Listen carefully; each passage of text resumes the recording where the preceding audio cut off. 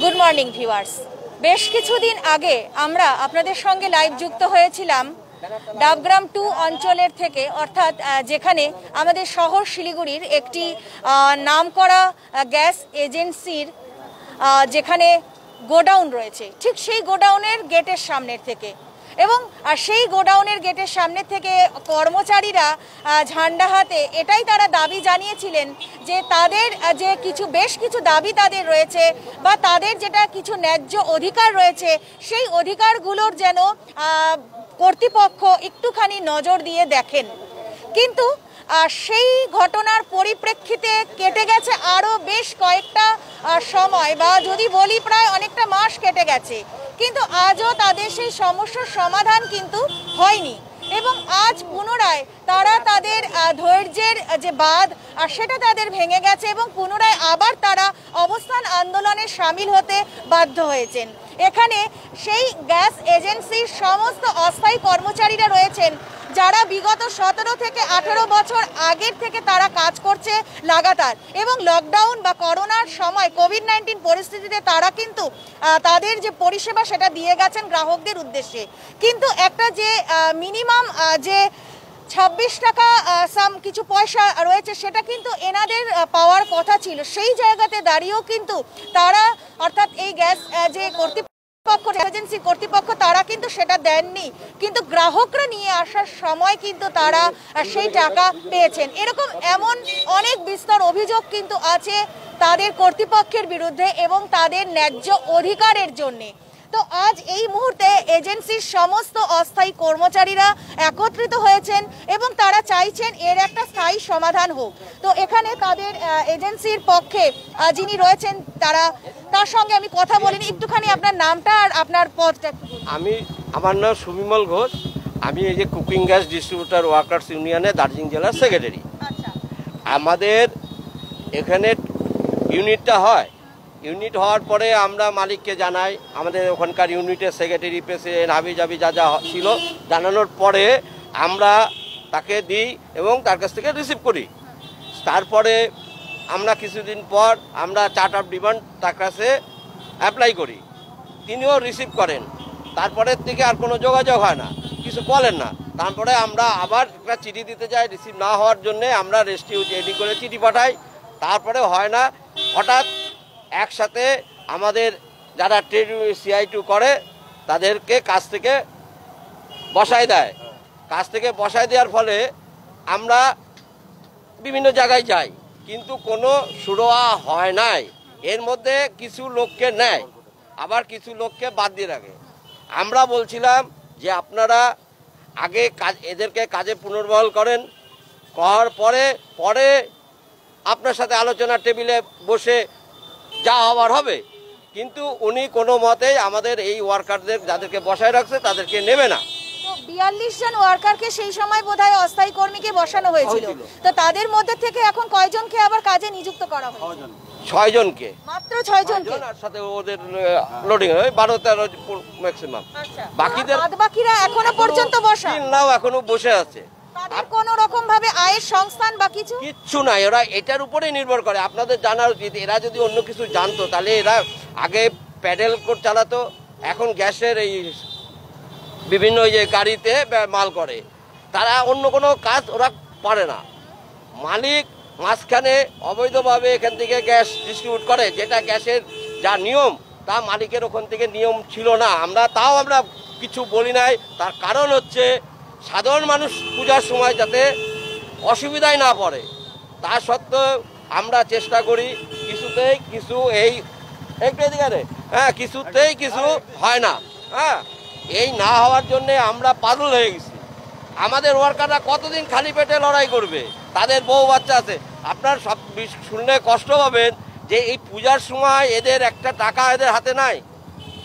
মালিক একটা বাহানা করছিল যে এদের গাড়ির কাগজপত্র নাই। এরা নিজেদের গয়না বাড়তি যা ছিল দিয়ে কাগজপত্র তৈরি করে, তারপরে আমরা ডিসডি করতে যাই, মালিক এদের সাথে দুর্ব্যবহার করে বের করে দেয়। তারপরে আমরা আবার বলার পর কিছু লোককে নেয়, কাগজপত্র দেখে। কিন্তু আমাদের প্রশ্ন, যদি আপনার লোক এতদিন ধরে কাজ করছে, এই ওয়ার্কাররাই কাজ করছে, একটা ট্রেড ইউনিয়ন করার জন্য আপনি এদেরকে বসাই দেবেন? এটা কি হয়? ভারতবর্ষের কি সেই নিয়ম এখনো এসে গেছে নাকি? যে ট্রেড ইউনিয়ন করলে তাকে কাজের থেকে বসায় দেবে। তাহলে কোথাও না কোথাও কি এটার মধ্যে একটা রাজনীতি কাজ করছে বলে আপনি মনে করছেন? আমার তো মনে হয় যেহেতু এরা লাল ঝান্ডার তলায় আসছে, এটা ওদের কাছে ভালো লাগছে না, এই কারণেই হতে পারে। নাহলে কেন এই ওয়ার্কারদেরকে দীর্ঘদিন ধরে কাজ করার পর, ট্রেড ইউনিয়ন করার পরে কেন এদেরকে বসায় দিবে? আচ্ছা, আরো একটা অভিযোগ ওনাদের কাছ থেকে উঠে এসেছিল যে সাদা কাগজে ওনাদের সই করানো হয়, তো সেই বিষয়টা সম্পর্কে আপনি যদি কিছু বলেন। এই ব্যাপারেও আমরা বলি যে কোনো সাদা কাগজে সই হবে না। আমরা এটাও বলি এদেরকে অন্যান্য জায়গায় যেখানে আমাদের ইউনিয়ন আছে সেখানে তাদেরকে মান্থলি স্যালারি, পিএফ, ইএসআই, অন্যান্য সুযোগ সুবিধা, বোনাস টোনাস এগুলো দিতে হবে। তখন থেকে এদের উপরে অত্যাচারটা মানে এইভাবে কাজের থেকে বসায় দিচ্ছে। এই একই আইওসি ইন্ডিয়ান অয়েল অর্থাৎ ইন্ডিয়ানের অন্য ইউনিট যদি দিতে পারে, তো ইনি কেন দিতে পারবেন না? আপনারা এবার আগামীতে কি করবেন বলে? আমরা আজকে দিচ্ছি এইভাবে, আগামী দিনে ধাপে ধাপে উঠতে হয়, একবারে তো কোনো গাছে আগায় ওঠা যায় না। আমরা স্টেপ বাই স্টেপ আন্দোলনের পথ নিচ্ছি, কারণ আমরা বিভিন্ন জায়গায় গেছি, গিয়ে দেখি কিছু শুরু হয় না।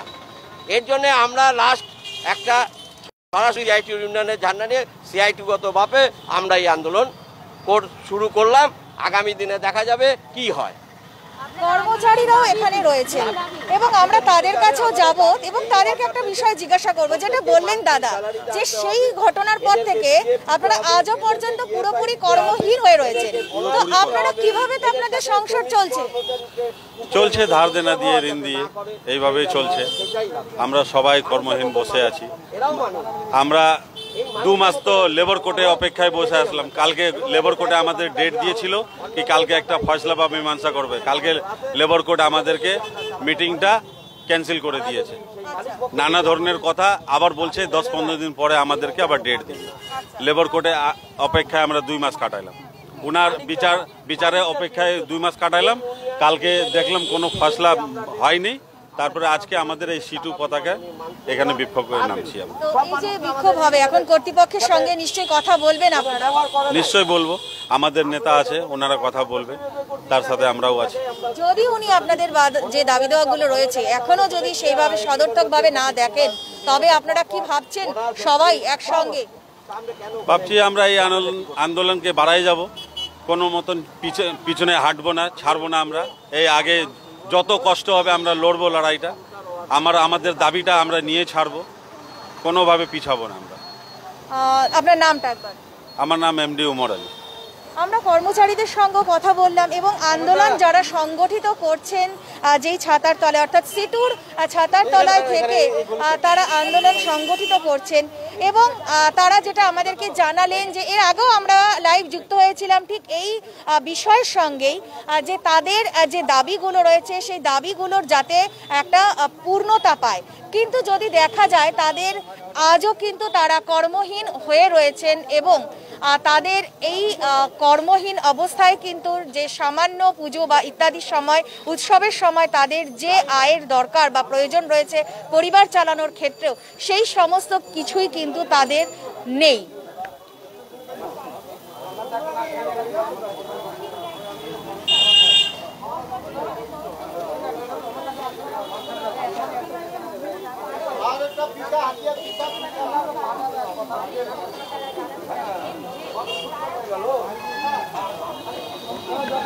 এবং তারা যেটা আমাদেরকে জানালেন যে তারা তাদের যে আন্দোলন, এই আন্দোলন তারা সংগঠিত করবেন আরও বৃহত্তর উপায়ে। তারা চেষ্টা করবেন তাদের যে দাবিগুলো রয়েছে সেই দাবিগুলো যাতে পূরণ করা যায় বা যেই দাবিগুলো যাতে সম্পূর্ণভাবে পূর্ণ হয়, সেই দাবির বিষয়গুলো কিন্তু তারা আন্দোলন সংগঠিত করার মাধ্যমেই তারা দেখবেন। এবং আজ কিন্তু তারা তাদের যে গ্যাস এজেন্সি রয়েছে সেই এজেন্সির সেখানে গিয়ে তারা তাদের আন্দোলন সংগঠিত করবেন, অর্থাৎ অবস্থান বিক্ষোভ তারা করবেন এবং তাদের যে দাবির বিষয়গুলো সেটা কর্তৃপক্ষের কাছে তারা তুলে ধরার চেষ্টা করবেন।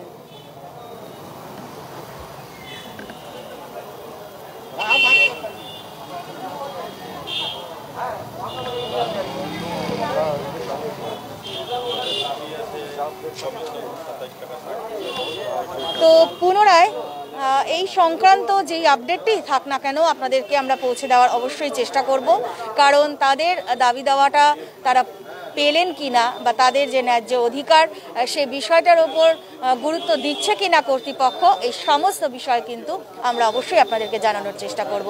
থাকুন আমাদের সঙ্গে, চোখ রাখুন খবর সময় বাংলায়।